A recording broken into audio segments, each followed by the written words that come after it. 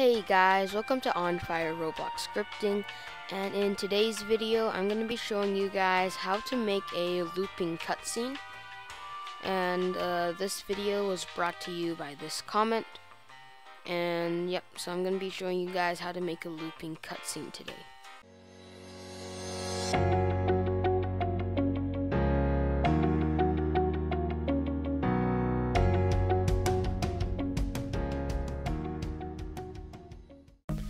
So the first thing you guys want to do is go into View and open Explore and Properties.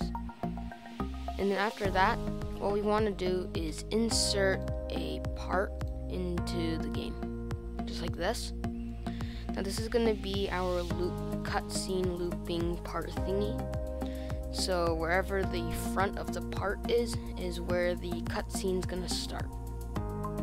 And so what we need to do next is go into Model, and then Surface, choose whatever you want. Just select a random surface like that, and then press something else like Move or something. Now go to the part and go to its Properties, and then go all the way until you find Surface right here. Now what you want to do is go to the front surface and put in a motor. So now we know which way is the front, and that's going to be the front of the cutscene, just like that. And then what we can do is go to the top surface where we put the glue on, and we can put it back to smooth. So this is where our cutscene is going to begin. So I'm just going to move mine like up here. Okay, so my cutscene is going to start over here. And after you got that, you want to rename it to whatever your cutscene is going to be. So I'm going to rename mine to Part 1. This is going to be Part 1 of the cutscene. And then you want to remove its, so go back to its properties, remove its shadow and make it anchored and no can collide. Just like that.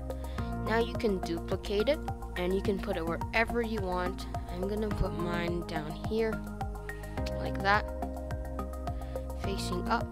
So when it does cutscene, it's gonna go from here, and it's gonna go over here, just like that. And then obviously you can add more, so I'm just gonna add one more, and then like that, and then it's gonna keep on looping like this. It's gonna like go from here to here to here to here to here, and then you want to rename Part 2 to Part 2, and then Part 3 to Part 3, just like that. Go into Explore and add in a folder. So a folder, and rename the folder to Cutscene Parts, just like that. And then drag all three of these into the Cutscene Part folder, just like that. So now we've got our cutscene parts ready. What we're gonna do is go into Starter GUI, and then insert a screen GUI, call this cutscene, and then under the cutscene, click the plus and add in a local script. Now I've got a local script. This is a somewhat longer script, but just bear with me. So we're gonna write local TweenService. So this is gonna be our TweenService, because we're going to be cutscene the camera. So we're going to be moving the camera, so we're going to be using TweenService. So local TweenService equals to game : GetService. So we're going to get the TweenService. So this one, TweenService. Go down line. Local camera equals to game.Workspace.Camera. So this is going to be the camera, so we're going to get the camera. And then local cutscene time. So this is how long the cutscene is going to go from one part to the next part. So I'm just going to make mine a good 7 seconds. And then go down 2 lines. So then we're going to give it some info. So local TweenInfo equals to TweenService. No, wait, TweenInfo.new. And that, and then go down. So there's one bracket here and one bracket over here. And then in between these brackets, we're gonna write cutscene time. So this is how long the cutscene's gonna be. And then go down, and Enum.EasingStyle. And then you can like play around with everything. If you want like a regular cutscene, just write sine. And then, oh yeah, I forgot. Behind everything, you want to write a comma because it's a table. And go down, and then Enum.EasingDirection.Out. Out is usually the normal one. So if you want a normal cutscene, just write out. You can always play around with out, in, or in, out. And then write 0, and then comma, and then write false, comma, and then write 0. I don't really know what these do, but yeah, they just do something. So now that we've got our TweenInfo, we're gonna go down 2 lines, and we're gonna use function. So function tween. So we're gonna create our own function, and then we're gonna write part 1, comma, part 2, and then go down a line, and then we're gonna write camera.CameraType equals to Enum.CameraType.Scriptable, which means we can now script the camera to move. And then camera.CFrame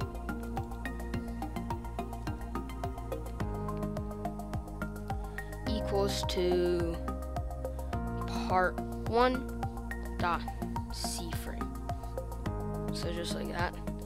The frame should be capitalized, so it should look like that. So camera.CFrame equals to part 1.CFrame. Then you want to go down 2 lines, and then write local tween1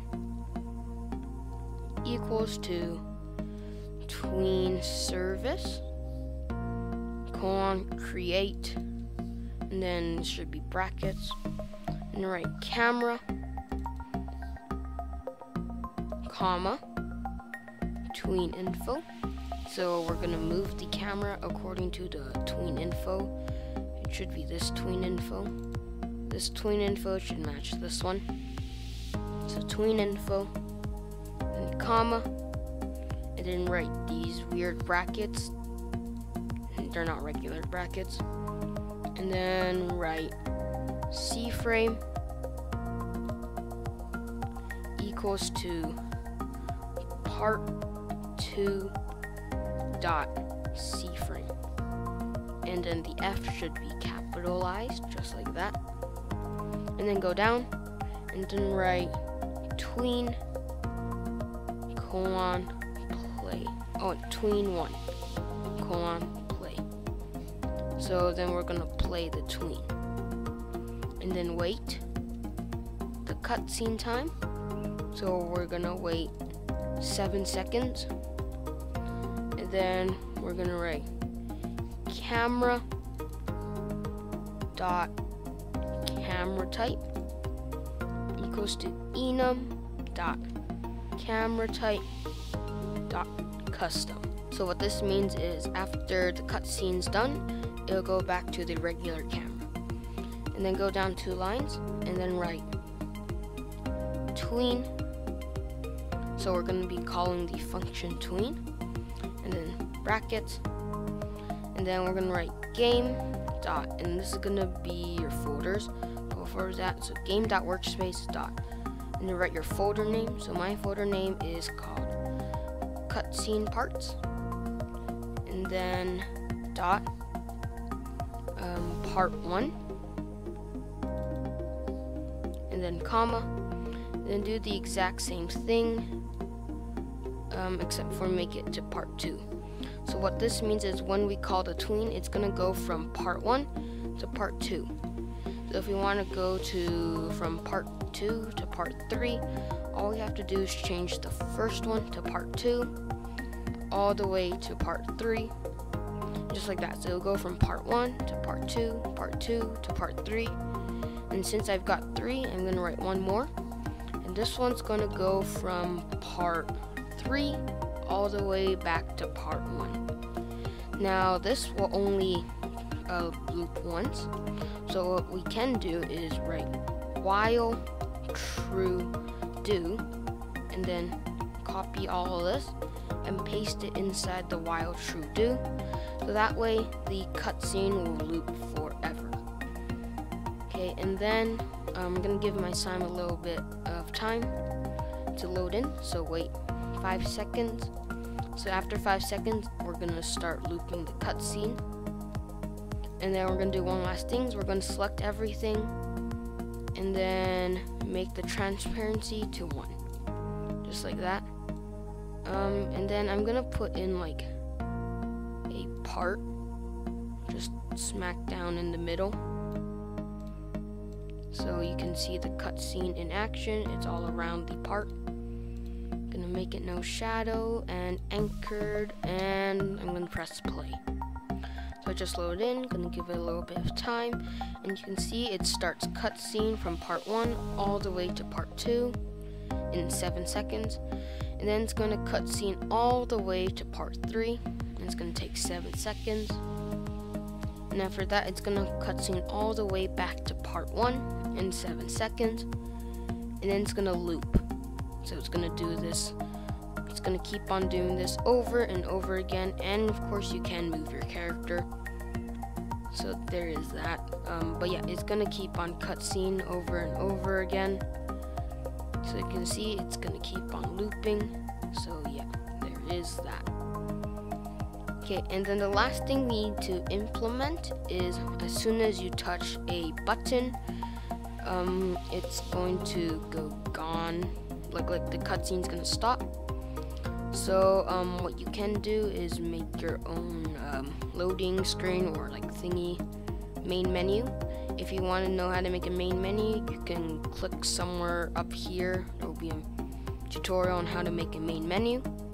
But I'm just gonna make a very quick button that's gonna write play. So you're gonna have a play button, and then I'm just gonna quickly customize it.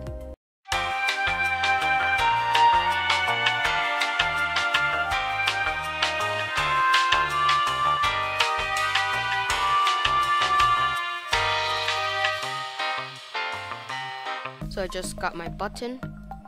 So then what you can do is insert a local script inside of your button and write what I write. So script, wait no, actually before that, local camera equals to game.Workspace.Camera, and then script.Parent.mouse button 1 click connect function, just like that. So something will happen when you click the button. So then script.Parent.Parent.Cutscene.Disabled. Oh yeah, and also this cutscene is part of this. So like you can rename it, and whatever the name this is, just put it over here.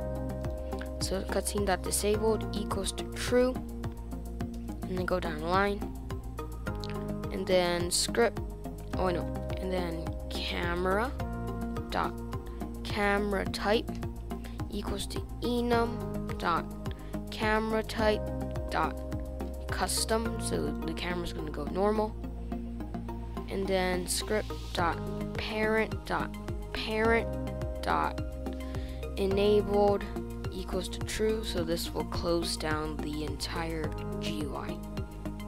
And I'm going to press play, and we're going to see what happens. So I just loaded in, and okay, and now the cutscene's starting. So I'm going to leave the cutscene like this for a little bit, and I'm going to time lapse it. So we're going to confirm that it does loop, and then I'm going to press play, and then it's going to stop, and then you're going to go back to your regular camera.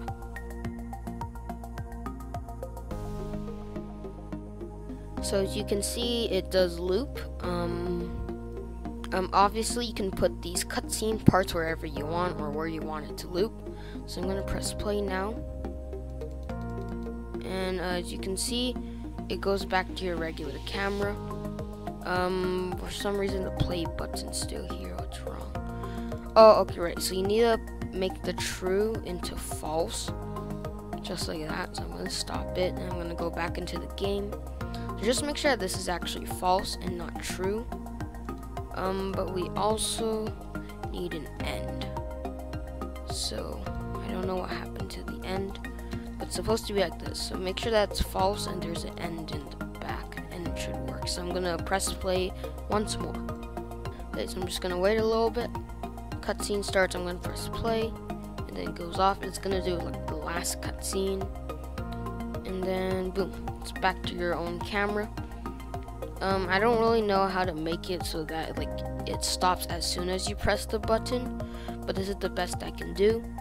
And that'll be it for this tutorial. If you liked it, make sure to like. If you didn't, dislike, I guess. But I don't know why you wanted to do that. And I'll see you guys in the next episode. It's kind of cool. The next episode, it's going to be a robbable